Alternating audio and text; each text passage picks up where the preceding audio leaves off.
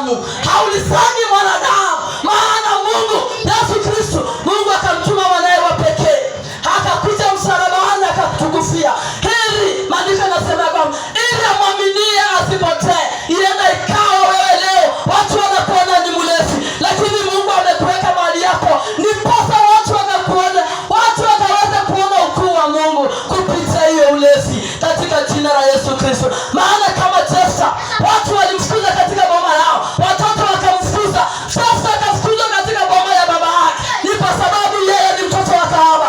Watu najua wanakuongelelea, watu wanakuita majina, watu wanaona ya kwamba uwezi, wanakukanyagia chini, wanaona wewe ni kitu bure, wanaona uwezani. Lakini usisahau kumwomba Mungu, usisahau kumwita. Najua Mungu anaenda kuachilia, najua Mungu anaenda kukutendea, Mungu anaenda kuinua hiyo anga. Mpaa wachawi walikamata, hiyo anga mtumishi, najua nasikia wachawi walikamata, wachawi wakakamata.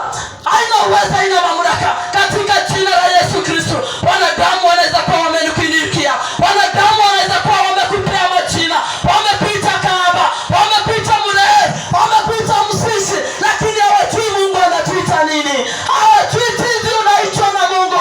Wanadamu wanaweza kuwa hanakuinukia, lakini hawajui Mungu ametupangia nini. Maana yeye ni baba yetu, yeye ni Mungu ambaye anatupenda. Niendelea mama. Anaenda.